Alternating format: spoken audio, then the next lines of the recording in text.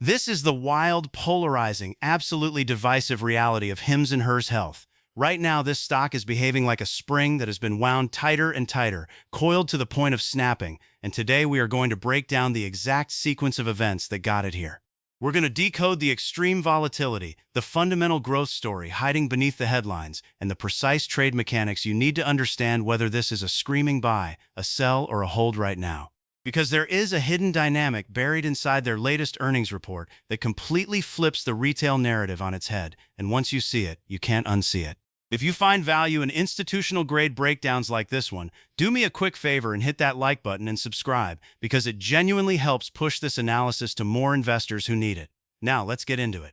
Let's start by looking at what is actually happening under the hood of this growth engine, because the raw operational numbers are frankly staggering. If you strip away the noise and just look at the pure performance, HIMS is executing like an absolute beast. In the second quarter of 2026, this company generated an incredible $753,210,000 in revenue, and it didn't just squeak past Wall Street expectations. It crushed them by nearly 8%, growing at a massive 38.2% year over year. Let that sink in for a second. In an environment where analysts are hunting for any company that can grow double digits, HIMS is compounding at nearly 40%. But it gets better. They added 300,000 net new subscribers in just 90 days. 90 days. That brought their global subscriber base up to 2.89 million active paying members. And here's the part that really matters, because subscriber growth alone can be a vanity metric if the economics don't follow.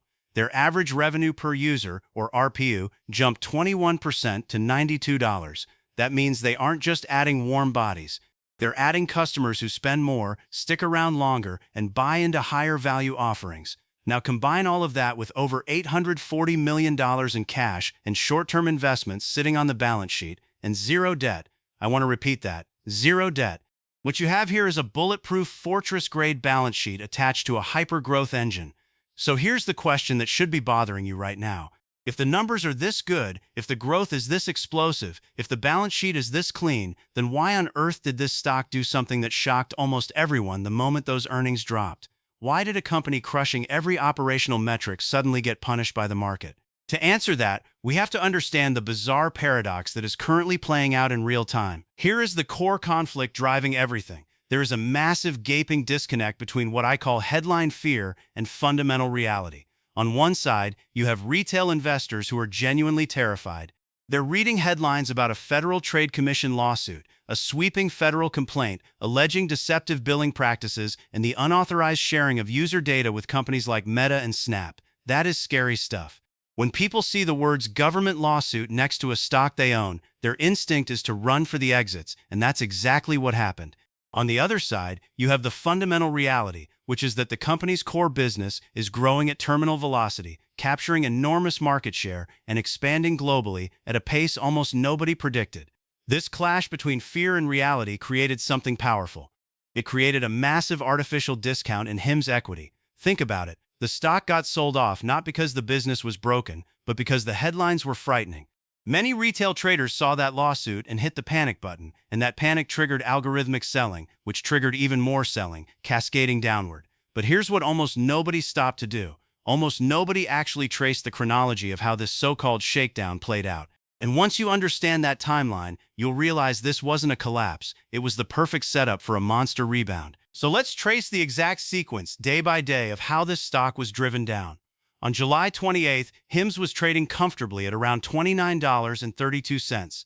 Everything was calm. The very next day, July 29th, the FTC dropped the hammer and filed that sweeping federal complaint. The reaction was instant and brutal. The stock collapsed 14.73% in a single trading session, closing all the way down at $25. In one day, a huge chunk of market value evaporated on fear alone. But watch the resilience here, because this is where it gets interesting. Over the next week, buyers quietly stepped back in. Sharp investors recognized that the sell-off was wildly overdone, that the market had overreacted to a legal complaint that would take years to resolve, and they began anticipating what they suspected would be a monster earnings report. That accumulation worked.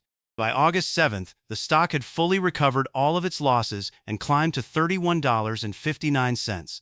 The panic had been erased. But then came August 10th. HIMS reported earnings after the closing bell, and even though they beat revenue forecasts handily, a wider-than-expected net loss spooked the market, and shares gapped down 7% to open at $29.45 the following morning. Now, if you were watching this in real time, you probably thought the story was over. You probably thought this was confirmation that something was rotten. But that was only the first half of the story, and the second half is where the real fireworks begin. Following that post-earnings gap down, the stock spent the next week drifting lower, grinding down to a swing low of $27.43 on August 17th. The financial media pounced, blaming rising expenses and painting a picture of a company losing control of its costs.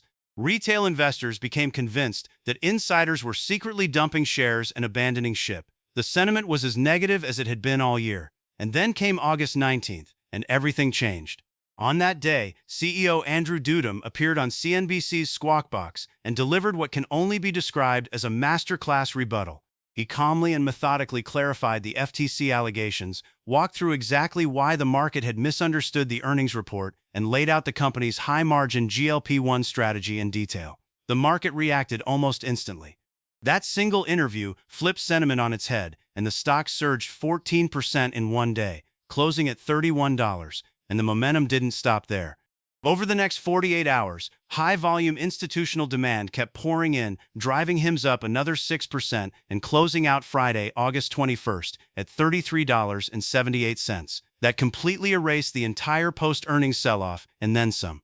So this leaves us with a burning question. Why did the stock gap down after earnings in the first place, if the business was doing so well? What was in that report that spooked everyone? To answer that, we need to deconstruct the headline numbers, and I promise you, what we find is going to change how you see this entire situation. When the earnings headlines hit, retail traders panicked for one specific reason. HIMS reported a massive GAAP net loss of $86,300,000, which works out to a loss of 37 cents per share.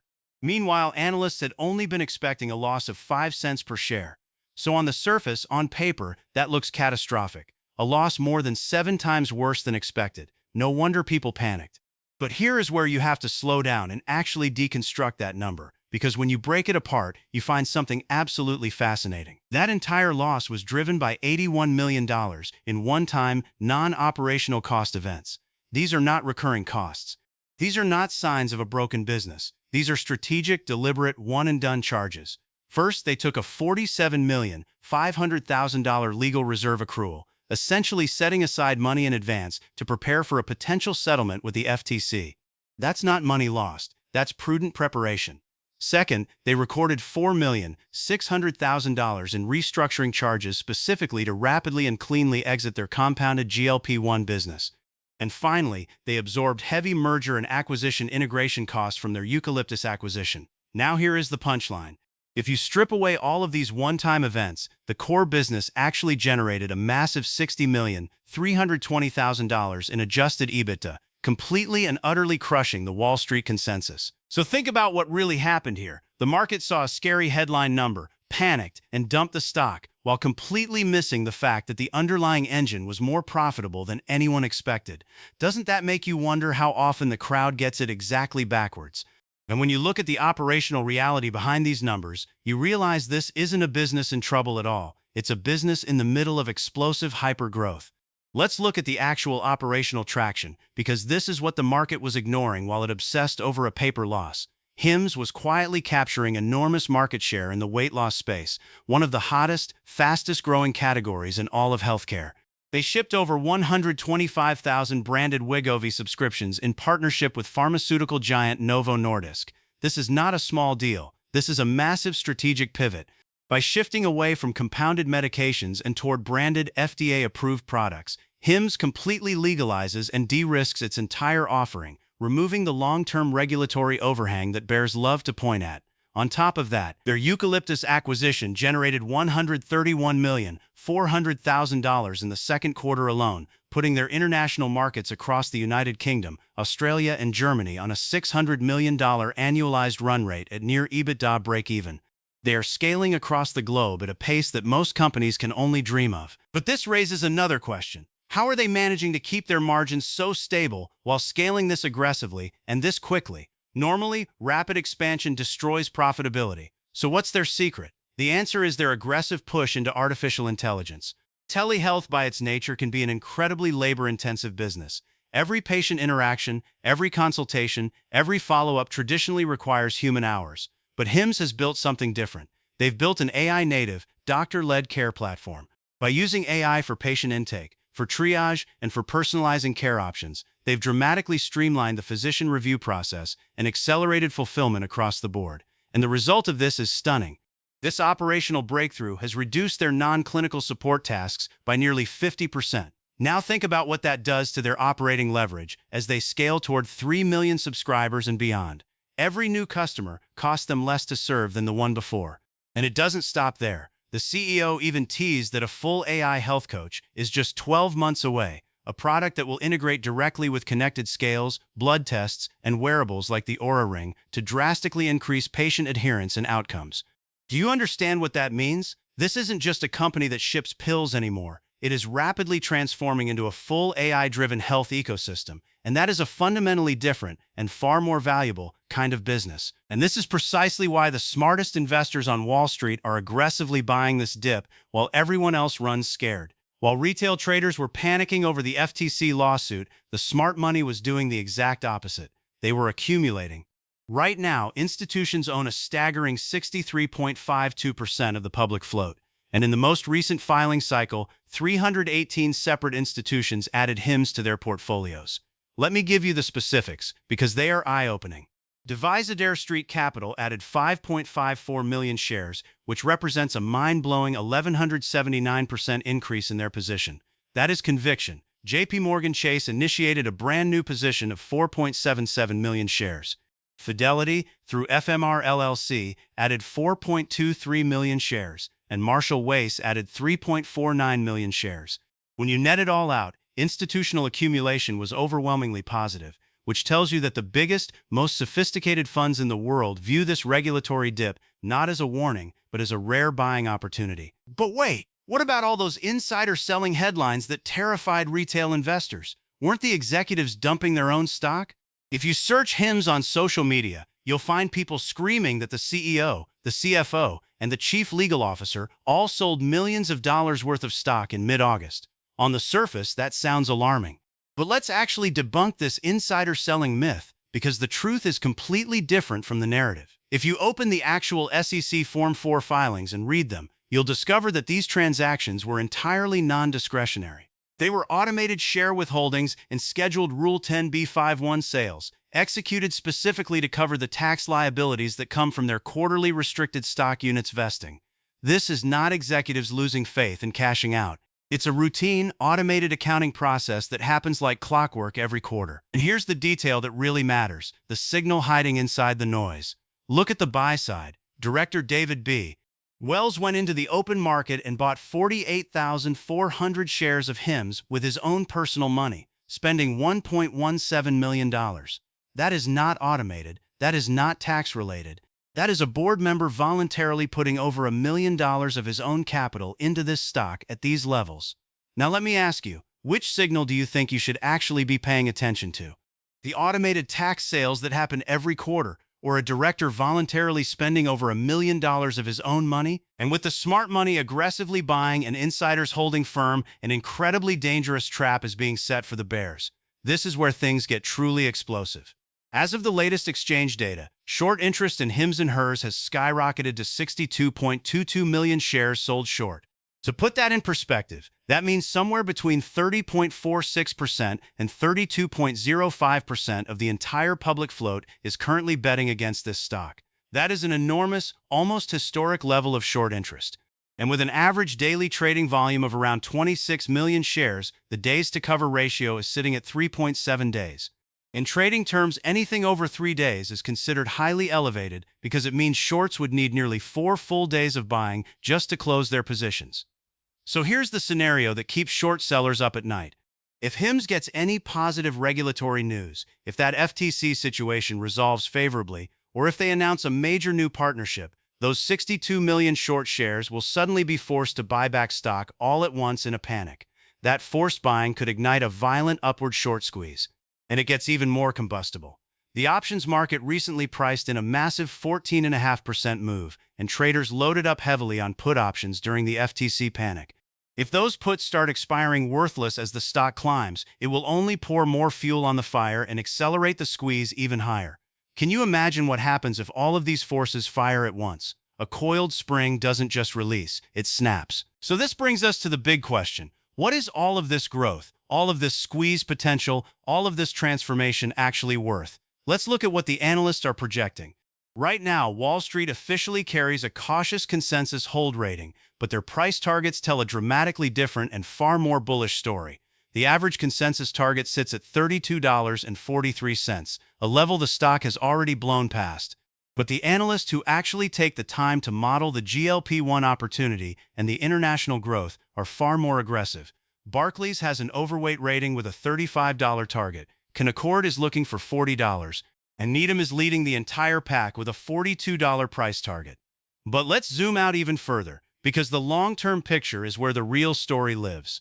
Management has firmly reiterated its 2030 guidance of at least $6.5 billion in revenue and $1.3 billion in Adjusted EBITDA. If they simply execute and hit those targets, our base case valuation model puts the stock somewhere between $40 and $60 per share by 2030, representing enormous upside from current levels. And if their AI integration and their global scaling exceed expectations, which is entirely plausible given their current momentum, the bull case targets a range of $75 to $100 per share. Just imagine holding through that kind of move. So the natural next question is, how do we actually trade this dynamic setup in the near term? Let me give you two concrete, actionable game plans. First, for the short-term traders looking to play the momentum and the impending short squeeze, here is your exact setup. Your entry trigger is either a daily close above $33.80, which confirms a clean breakout above Friday's high, or alternatively, you can look to buy on a minor pullback into the $32 to $32.50 range, which tests the critical 50-day moving average. To protect yourself, you absolutely must set a strict stop loss at $31.80, sitting just below that 50-day moving average, and your profit targets are clean and clear. Target 1 is $35, representing a quick 5 to 10% gain, and target 2 is $37 to $39 as the short squeeze accelerates and drives the stock toward its prior highs. But if you're not a short-term trader, if you'd rather build a long-term position and let this story compound over years, then your strategy looks a little different. For the long-term investor with a 1 to 5 year horizon, your entire focus should be on dollar cost averaging into any weakness. You can start by accumulating an initial starter position right here at the current price of $33.78. But keep some dry powder ready and place aggressive buy orders on any market pullback into the $28.50 to $30 range. For a true long-term portfolio, a tight stop loss isn't really necessary, but you should establish an ultimate exit trigger. If the stock breaks down and closes a weekly candle below $23, which represents its Morningstar fair value and a key historical support level, that would be your signal that the thesis is broken. Your targets on the long side are $36 by 2027 based on the mid-case model, and a base case of $40 to $60 by 2030. Now let's tie absolutely everything together into a final verdict. So what is the bottom line on HIMS? When you weigh all the evidence, this stock stacks up as a high-conviction speculative buy. The underlying business is firing on every single cylinder, with 38% revenue growth and surging customer demand. That scary $86 million GAAP loss was a one-time accounting distraction, not an operational failure. With $840 million in cash, a completely clean debt-free balance sheet, an AI-driven ecosystem taking shape, and a massive 32% short float sitting there like dry tinder, HIMS is exactly what we called it at the start. A coiled spring, primed and ready to snap higher as the regulatory clouds finally clear. Now before we wrap up, I need to be crystal clear with you about something important. Everything you've heard in this video is for educational and informational purposes only. It is not financial advice, it is not a recommendation to buy or sell any security, and I am not your financial advisor. Every number, price target, and projection discussed here should be independently verified because markets change fast and figures can become outdated. Investing in individual stocks, especially volatile, heavily shorted ones like this, carries real risk, and you can lose money. Always do your own research, and please consider speaking with a licensed financial professional before making any investment decision. Your money is your responsibility. With all of that said, I want to hear from you. Here's my question for the comments. If you could only make one move on HIMS right now, would you buy this coiled spring before it snaps, wait patiently for a dip into the 20s, or stay completely on the sidelines until the FTC lawsuit is fully resolved? Drop your answer below and tell me the one thing that would change your mind. I read every single comment, and the best takes often spark the ideas for my next video. If this breakdown helped you see HIMS in a new light, smash that like button and subscribe so you never miss another institutional grade market analysis. I'll see you in the next one.